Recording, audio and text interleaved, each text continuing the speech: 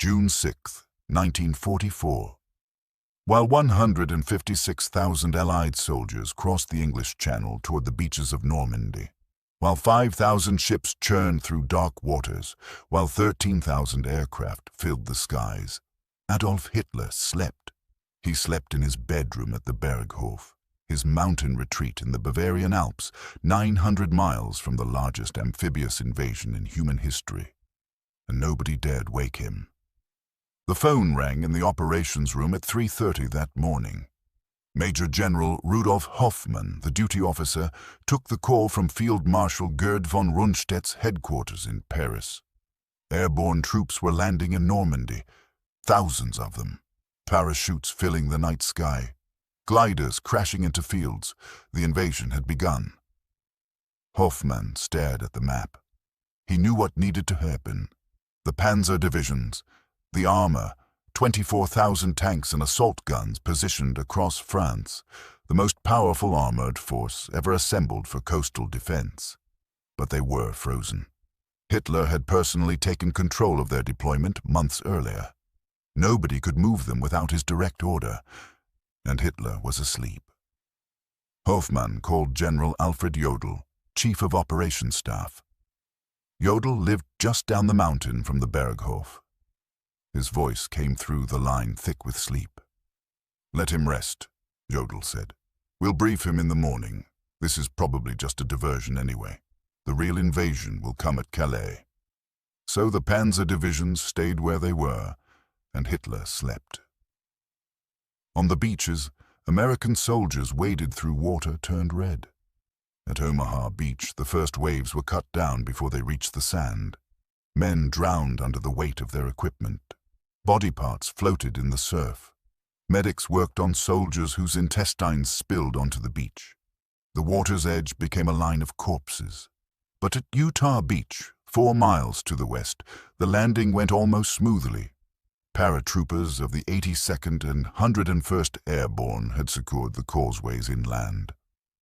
By 8 in the morning, 20,000 American troops were ashore with fewer than 200 casualties. At Gold Beach, British troops pushed inland against lighter resistance than expected. At Juneau, Canadians fought through beach obstacles and moved toward their objectives.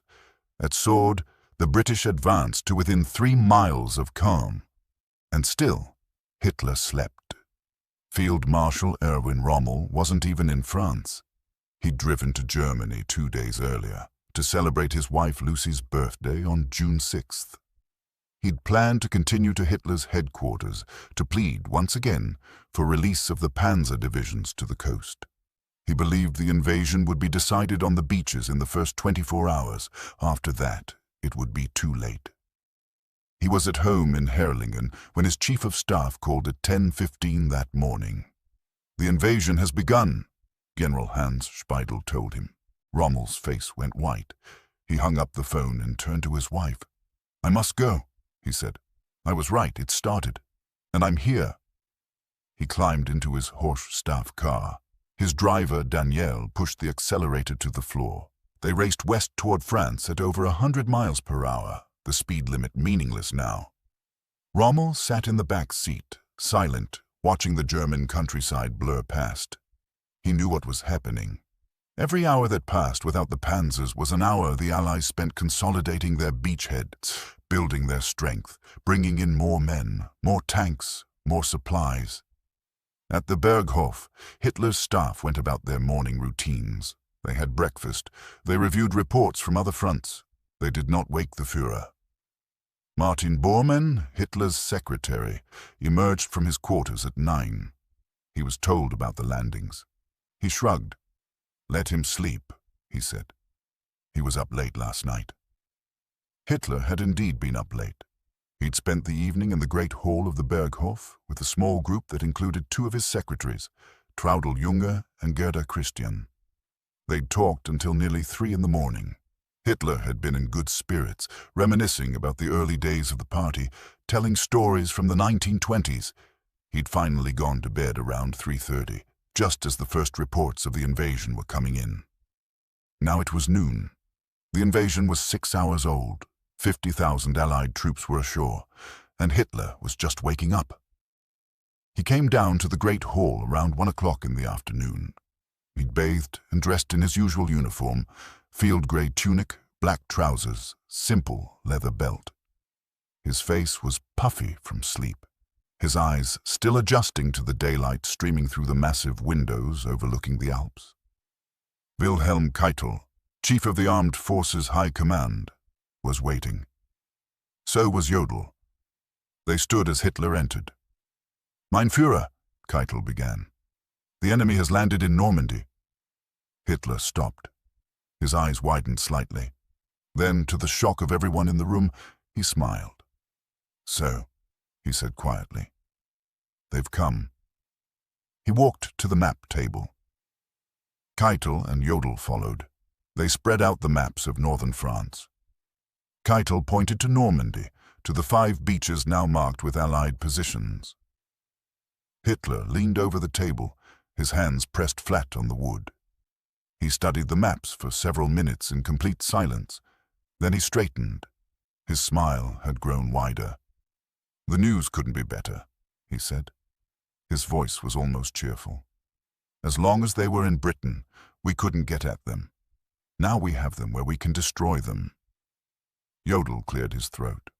"Mein Führer, Rundstedt requests permission to move the 21st Panzer Division to the coast immediately, and the 12th SS Panzer Division. They can reach the beaches by nightfall if we authorize movement now." Hitler shook his head. "No, not yet. This is a diversion. The main invasion will come at Calais. I've always said so. This is exactly what I predicted. They want us to commit our armor to Normandy, and then they'll launch the real invasion at Calais, where the channel is narrowest. We won't fall for it." "But mein Führer," Keitel said carefully, "the scale of the landing suggests—" "I know what it suggests," Hitler cut him off. "It suggests they want us to think this is the main invasion, but I know the British mind. I know how they think. Patton is still in England with the First Army Group. 40 divisions. That's where the real invasion will come from. This," he waved his hand dismissively at the map, "this is a feint. There was no First Army Group. It didn't exist. It was a phantom, a creation of Allied intelligence called Operation Fortitude. Fake radio traffic, dummy tanks and landing craft visible from German reconnaissance planes. All of it designed to convince Hitler that George Patton commanded a massive force in southeastern England, poised to strike at Calais. And it had worked perfectly." Jodl tried again. "The paratroop drops were extensive, thousands of men. That's not consistent with the diversion." Hitler's good mood was fading. His voice grew harder. "I've made my decision. The Panzers stay in reserve until we know for certain where the main blow will fall. Is that clear?" "Jawohl, mein Führer," both men responded. Hitler turned away from the map. "When will Rommel arrive?" "He's driving from Germany now," Keitel said. "He should reach his headquarters by evening." "Good. Tell him to hold his positions. Tell him not to panic. We'll throw them back into the sea, but we'll do it properly, when we're ready, not in some hasty counterattack that plays into their hands." On the beaches, Allied engineers were clearing obstacles. Bulldozers carved roads through the sand dunes. Supply ships were already unloading. By nightfall, the Allies would have 130,000 men ashore, but they didn't have Caen. They didn't have Bayeux. They didn't have the ports they needed, and they were still vulnerable. The 21st Panzer Division had actually moved on its own initiative that afternoon. Its commander, General Edgar Feutinger, had decided he couldn't wait for orders from above. His tanks rolled toward the coast around 4 in the afternoon. They reached the gap between Juno and Sword beaches just before sunset. For one brief moment, they had a chance to split the British landing zones, to drive straight to the sea. But then the commander saw the sky. Hundreds of gliders, thousands of them, the evening supply run, bringing in reinforcements for the British airborne troops. The sky was black with them. Feutinger had never seen anything like it, the sheer scale of it. He realized in that moment what they were facing. His tanks pulled back. They dug in on the high ground south of the beaches. The opportunity passed. At the Berghof, Hitler ate dinner at his usual time, around 8 in the evening. He was in an excellent mood. He told his dinner companions that the invasion was proceeding exactly as he'd predicted. "They've walked into a trap," he said. "In a few days, we'll have destroyed their landing force completely. It will be years before they can try again, and by then, we'll have new weapons. The jet fighters, the new U-boats, the V-weapons. We'll bring Britain to her knees." Traudl Junge, one of his secretaries, watched him as he spoke. She'd worked for Hitler for 2 years. She'd learned to read his moods. Tonight she saw something that disturbed her. He wasn't just confident. He was happy, genuinely happy, as if the invasion was good news. Later she would write, "He seemed almost relieved that it had finally happened, as if he'd been waiting for it. He talked about how we would destroy them on the beaches, and then the war in the West would be over, and we could focus all our strength on the East." He was living in a fantasy. Rommel reached his headquarters at La Roche-Guyon, 30 miles northwest of Paris, at 9:30 that night. He'd been on the road for 11 hours. He was exhausted, furious, and terrified. His chief of staff, Speidel, briefed him immediately. The Allies had 5 beachheads. They were consolidating. They had air supremacy. The Luftwaffe had flown fewer than 300 sorties all day against thousands of Allied aircraft. And the Panzers hadn't moved. Rommel grabbed the phone. He called Jodl at the Berghof. "I need the Panzer divisions released immediately," he said, his voice tight with controlled rage. "Every hour we wait, they bring in more troops.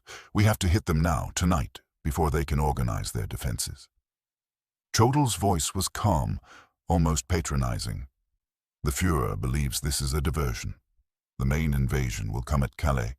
We can't commit our reserves until—" "There is no invasion at Calais," Rommel shouted. "This is it. This is the invasion. If we don't move now, we'll lose France." "The Führer has made his decision." Rommel slammed the phone down. He turned to Speidel. "We're going to lose," he said quietly. "We're going to lose, and there's nothing I can do about it." June 7th. The second day. Hitler woke late again. He came down to the Great Hall around noon. The maps had been updated overnight. The Allied beachheads had expanded. They'd linked up in some places. More troops were pouring ashore. Hitler studied the maps. His face was thoughtful. "Still no movement at Calais?" he asked. "No, mein Führer," Jodl confirmed. "They're waiting," Hitler said. "Waiting for us to commit to Normandy. Then they'll strike. I want the 15th Army at Calais kept at full strength. No units are to be moved from there without my direct order." The 15th Army, 19 divisions, 200,000 men, sitting on the coast at Calais, waiting for an invasion that would never come. While in Normandy, the Allies were building the greatest military force ever assembled in Western Europe. That afternoon, Hitler finally authorized limited movement of some Panzer divisions toward Normandy, but only some, and they couldn't move during daylight because of Allied air superiority.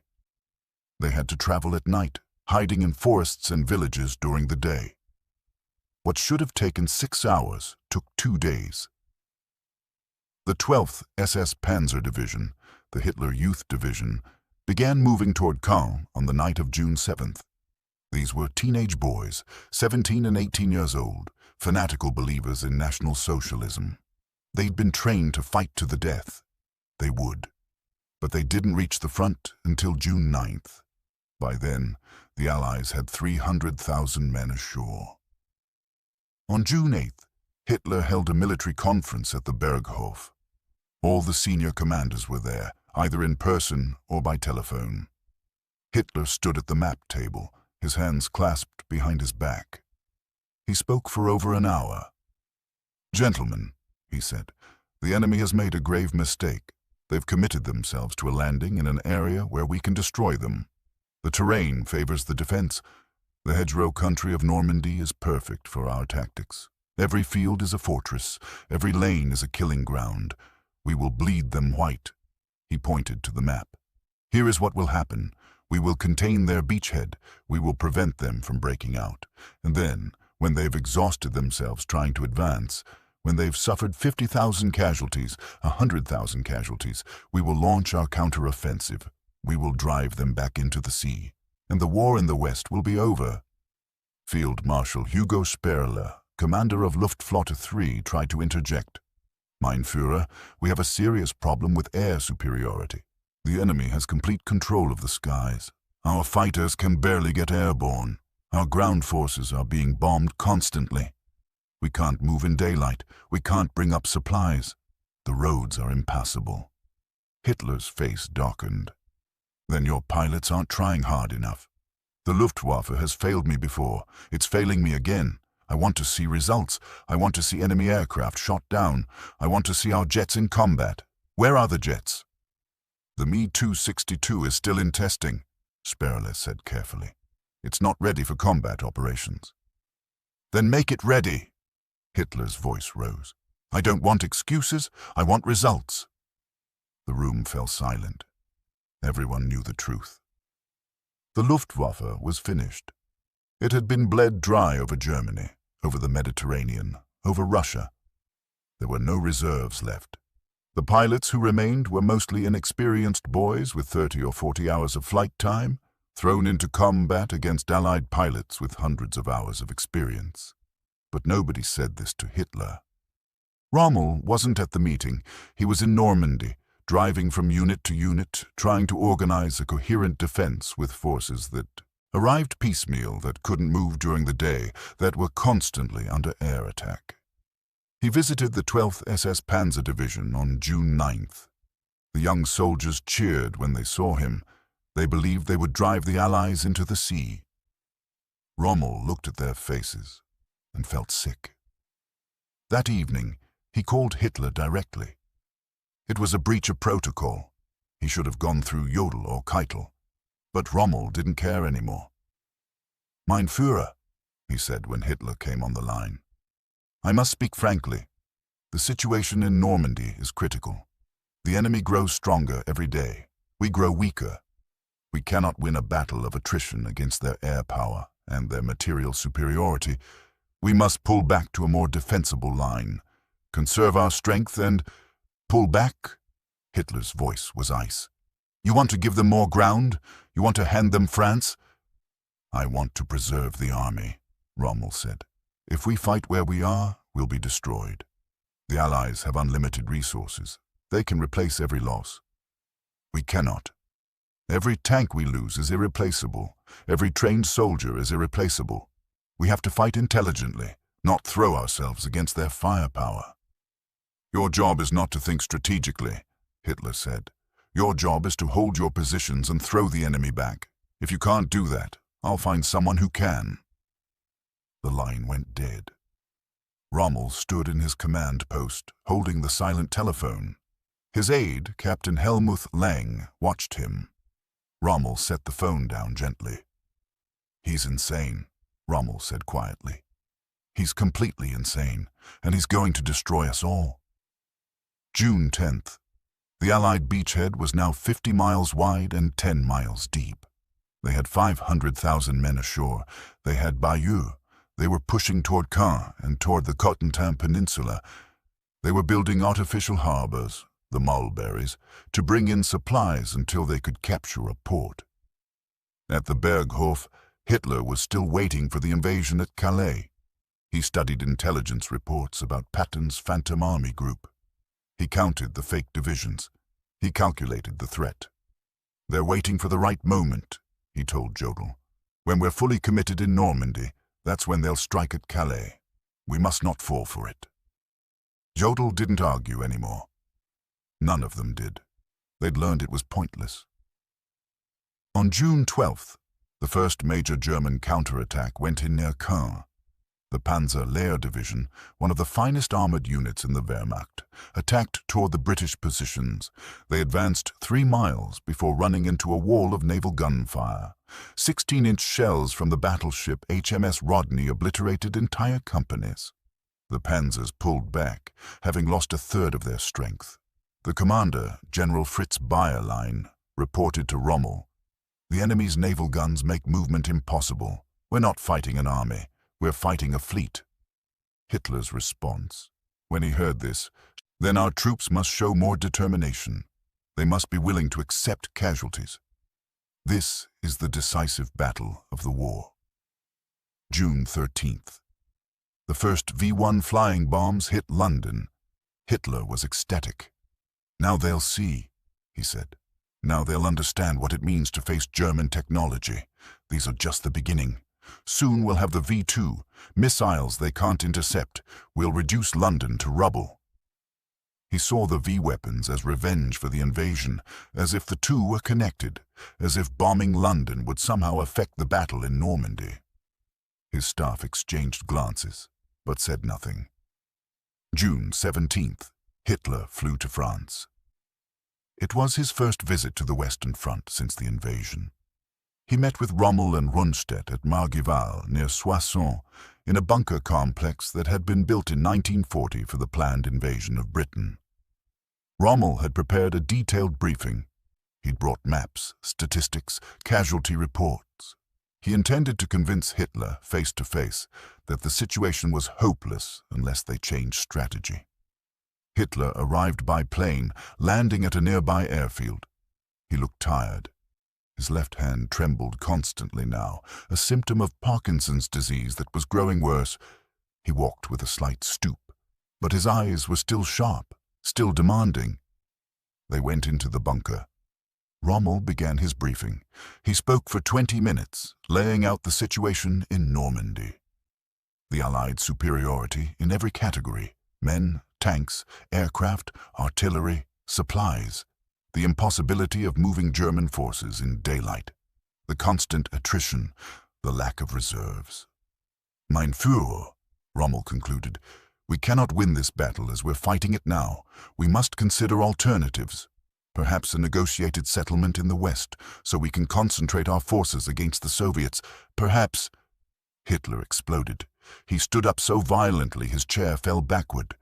"Negotiated settlement!" he screamed. "You dare suggest surrender? You dare suggest we make peace with the Jews and the Bolsheviks? I should have you shot for defeatism." Rommel stood his ground.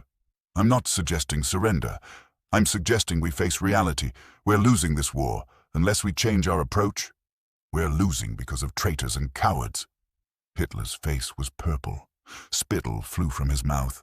"We're losing because my generals don't have the will to win, because they're infected with defeatism. Well, I won't accept it. We will fight. We will hold every inch of ground, and we will win because we must win." The meeting lasted 6 hours. It accomplished nothing. Hitler refused to discuss strategy. He talked instead about new weapons that were coming, about divisions that didn't exist, about counter-offensives that could never happen. He ordered Rommel to hold Cherbourg at all costs. He ordered him to prepare a major counterattack to split the Allied beachhead. Rommel tried to explain that both orders were impossible. Cherbourg was already cut off. The forces for a counterattack didn't exist. Hitler didn't want to hear it. As Hitler was leaving, a V-1 flying bomb crashed nearby. The explosion shook the bunker. Hitler's face lit up. "You see," he said to Rommel, "our wonder weapons. Soon we'll have thousands of them. The enemy will sue for peace." Rommel watched Hitler's plane take off. He turned to his aide. "He's living in a fantasy world," Rommel said. "He has no idea what's happening, and there's nothing we can do about it." June 19th. The great storm hit Normandy. The worst Channel storm in 40 years. It destroyed one of the Mulberry harbors. It delayed Allied operations for 3 days. It was the only piece of good luck the Germans had. Hitler saw it as divine intervention. "God is on our side," he told his staff. "The storm proves it. Nature itself fights for Germany." But the storm didn't stop the Allies. It slowed them. That was all. When it cleared, they resumed their advance. June 26th. Cherbourg fell. The Germans had demolished the port facilities, but the Allies had a port. They could bring in supplies directly now. The beachhead was permanent. Hitler refused to believe the reports. "Cherbourg is still holding," he insisted. "The garrison is still fighting." It took 3 days for him to accept that the city had fallen. When he did, he blamed the commander. "He should have fought to the last man," Hitler said. "He should have destroyed the entire city rather than let it fall intact." The commander, General Karl Wilhelm von Schleben, had been captured after holding out as long as possible with no supplies, no reinforcements, and no hope. He would spend the rest of the war in a POW camp in England. Hitler declared him a traitor and struck his name from all military records. July 1st. The Allies had 1 million men in Normandy. They were preparing to break out. The German defenders were exhausted, under strength, running out of ammunition. Rommel estimated he was losing 2,800 men per day and receiving 800 replacements. The math was simple. At this rate, the army in Normandy would cease to exist in another month. He wrote to Hitler a formal letter laying out the situation in the starkest possible terms. "The troops are fighting heroically everywhere," he wrote, "but the unequal struggle is nearing its end. I must ask you to draw the political conclusions from this situation." He was asking Hitler to end the war, to negotiate while Germany still had an army, still had bargaining power. Before the Soviets reached Berlin, Hitler read the letter. He threw it across the room. "Rommel has lost his nerve," he told Keitel. "He's thinking about politics instead of fighting. This is defeatism of the worst kind." July 17th. Rommel was driving back to his headquarters from the front. British fighters spotted his staff car on the road. They strafed it. The driver was killed. The car crashed. Rommel was thrown out, his skull fractured, his face smashed against the pavement. He survived. Barely. He would spend the next 3 months recovering. He would never return to Normandy. July 20th, a bomb exploded at Hitler's headquarters in East Prussia. It was planted by Colonel Klaus von Stauffenberg, part of a conspiracy to kill Hitler and end the war. Hitler survived with minor injuries. The conspiracy failed.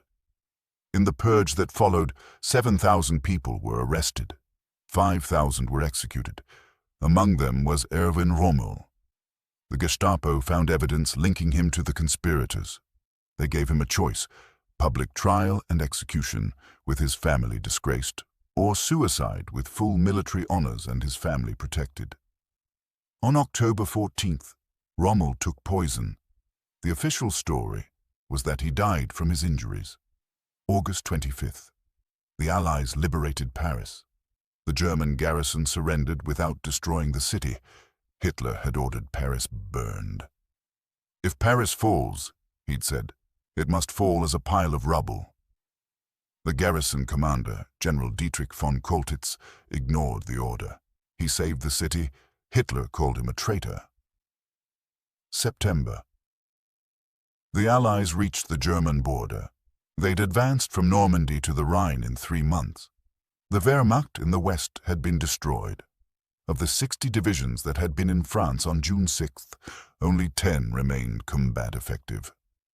At his headquarters, now moved to the Wolf's Lair in East Prussia, Hitler still believed he could win. He was planning a counter-offensive in the Ardennes, a massive attack through the same forests where Germany had broken through in 1940. It would split the Allied armies, recapture Antwerp, force a negotiated peace in the West. His generals told him it was impossible. They didn't have the forces. They didn't have the fuel. They didn't have air cover. The plan was fantasy. Hitler didn't care. "We will attack," he said, "because we must attack, because the alternative is surrender, and I will never surrender." The offensive would launch in December. It would be called the Battle of the Bulge. It would be Germany's last gasp in the West. It would fail, like everything else had failed since June 6th.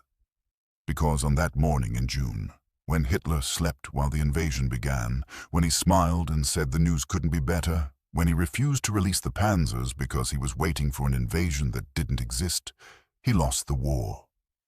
He'd had one chance to destroy the invasion in its first hours, when the Allies were most vulnerable, when they were still sorting themselves out on the beaches, when a concentrated armored thrust might have reached the sea and split their forces. But he'd thrown that chance away because he couldn't accept that he'd been deceived, that the Allies had fooled him, that his intuition was wrong. And so the Western Front was opened, not by Allied strength alone, though they had strength, not by Allied courage alone, though they had courage, but by Adolf Hitler's delusion, his inability to see reality, his conviction that he knew better than his generals, better than the evidence, better than the truth. He'd said the news couldn't be better. He'd said they had the Allies where they could destroy them. He'd said it was all proceeding according to plan. He was wrong about everything, and by the time he admitted it, it was far too